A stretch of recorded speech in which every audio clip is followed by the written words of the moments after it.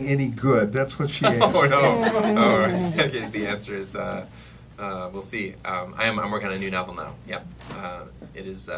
It's also set here in San Francisco in the Bay Area, and also has some themes of technology. But otherwise, it's pretty different so far.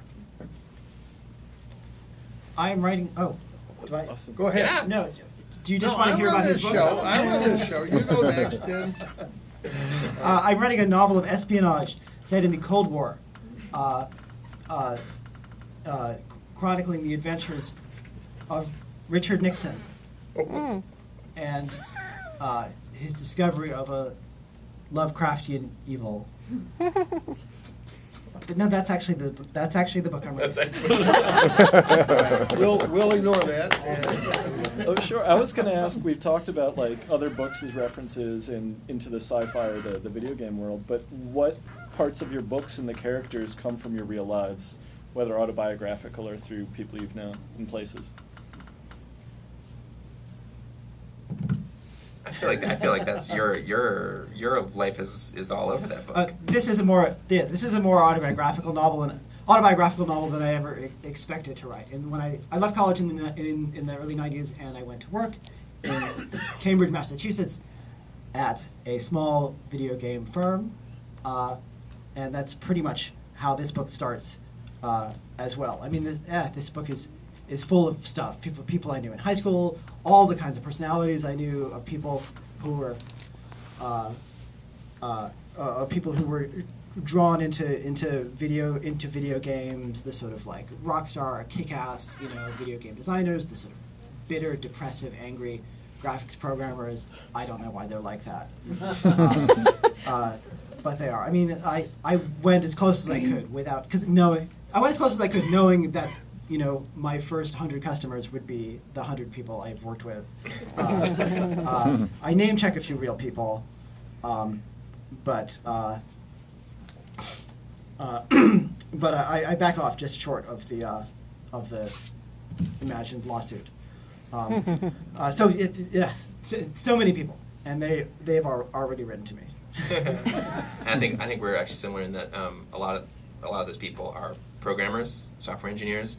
And I think one of it's probably the correspondence to real people is not as close, but I have worked with a lot of programmers, and I just think programmers are interesting characters, interesting people, much richer and deeper and more interesting than kind of popular culture portrays them as. And so I would say that one of the strongest real life influences in here is trying to get some of that richness and the interesting character of the modern computer programmer onto the pages. Oh, and there's a very famous game designer and creator named Peter Molyneux, who's British, and he's a kind of P.T. Barnum figure in the game industry. He's enormously sort of famous, and he sells his games, and they're always huge events. And I was at a party where his fly was open, and it was really funny. I had to put that in the book. please. Robin, one of the things I enjoyed about Penumbra was, to me, it felt almost like a juxtaposition between sort of ancient things, like books on paper and quests and secret societies, and the modern, the contemporary, the Google, the search engines and all of that. And I'm not sure exactly what my question is, but how intentional was that, and can you speak about the juxtaposition between old and new? Well, it's very intentional. I will say that I learned more about the old than about the new in the course of writing the book. I think I kind of came in stocked with the new, with the world of San Francisco today. I came in with a deep interest in the old stuff, in printed books and the history of books and the way they work. But I actually learned a lot along the way about people like Aldous Manutius and the dawn of printing and the very early days of movable type. And this might sound a little facile, a little easy, but I really think it's true. The more you read about the early days of printing, the more it sounds like the internet today. I mean, it is just like, it was crazy town in Venice, circa 1500. People were competing and stealing ideas from each other, and there was so much money, and everyone was excited, and there were people who were like just interested in the ideas. And there were people like, yeah, let's talk money. And everything, like it feels like San Francisco and the Bay Area today. And I think there's actually something really cool and maybe heartening about that correspondence. Please. It actually feels a lot like academia. I came tonight because I design library catalogs, and your book is a big inspiration. And something that we grapple with. Have you heard the phrase digital humanities? Of course, yeah. Okay, so The phrase what? digital The phrase is, yeah, humanities. digital humanities. So something that we grapple with in my field is going to people who've devoted their life to gaining painstaking skills and saying, yes, we can develop software that does that now. And I thought your book did a great job of kind of capturing that that tension, which I think you're right is not unique to our generation, but yeah, Yeah. I enjoyed the book. It's like John Henry. Yeah, right, sure. It is. It is. Totally. That's interesting. Please. I'm curious about the limitations that you saw in technology when you were starting in the gaming industry, or the programmers you're talking to now. Is there some sort of technology breakthrough that people are hoping for, waiting for, or anticipating, that they say, oh, when we get this, then we'll be able to do that? Right. Well, the weird thing about the video game industry is that the quality of the simulations involved in so many ways, the technology is moving so fast. You know, just from one year to the next, the games of a given year make last year's games look like relics. And there's always the sense that that there is some inevitable like technological breakthrough that is gonna somehow crash through and make games complete or real or something. And whether it's photoreal graphics or natural language, or I mean, I started games in '92, and the big thing was Myst, right? The big thing was digitized audio and film, and there were so many startup companies that are going to be like, okay, we're done. Cinema is over because now we can do it on a CD. So back it in, Hollywood. It's about us now. I mean, that was pretty much a lot of business prospectuses pretty much just said that. Anyway, yeah, it does seem like that, and it hasn't stopped. I mean, this year we have Google Glass, we have Oculus Rift, right, which is the second coming of the VR headset that we knew and ignored in the 90s. It does feel like there's some omega technology that completes it, that finishes it. What is that? It's hard to tell, but you can. That's one of the mysteries that the book takes on, which is that the technology is kind of asymptotically going, but where's it going to? Like, what is this driving toward? It's going very fast, but it's not clear where it is going to. We can postulate a finishing technology. Natural language, always seems like one.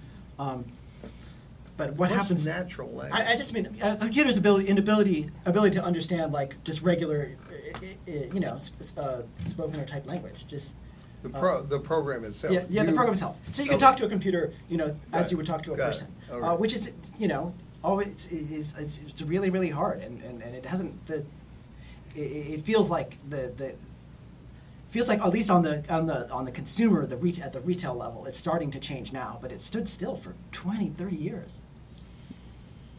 Wow. Please. What are your thoughts on the human limitations of software development? As an example, we talk about as a continuation of the last question.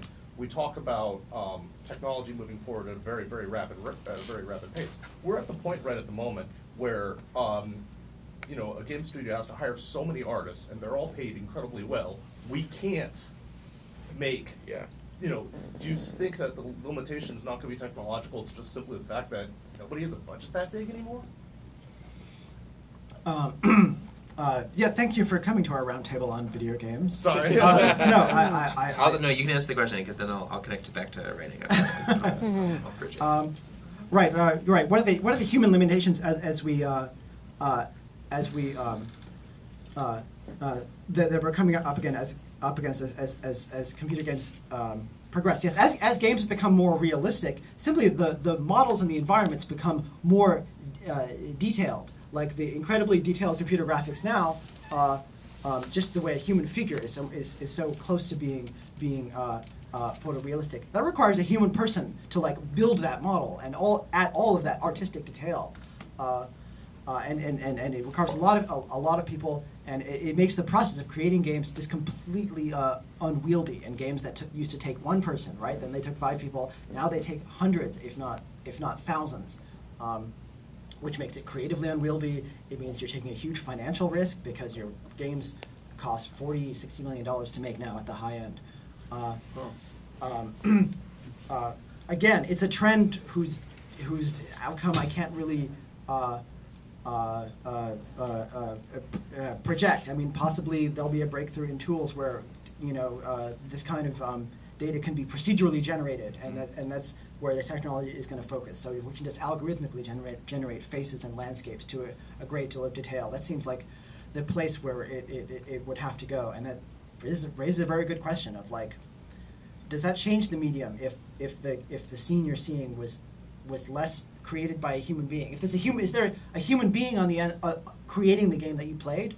But what if it's increasingly that a computer is generating the games that you played? Does that make it a less human medium? What does that make it? I don't know. I mean, that's core to the sort of the plot and the sort of deepest mechanics of you. This idea of these engines, these procedural engines that can, they're sort of limitless in their like fecundity. They can just like make worlds and worlds and worlds and worlds and never run out.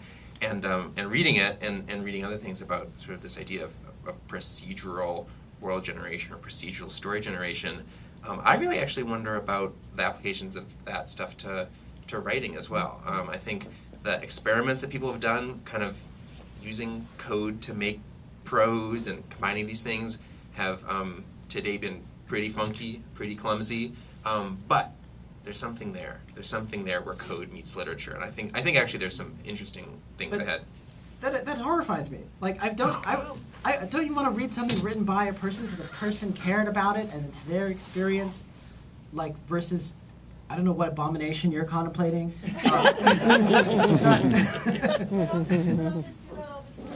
Authors work in code all the time.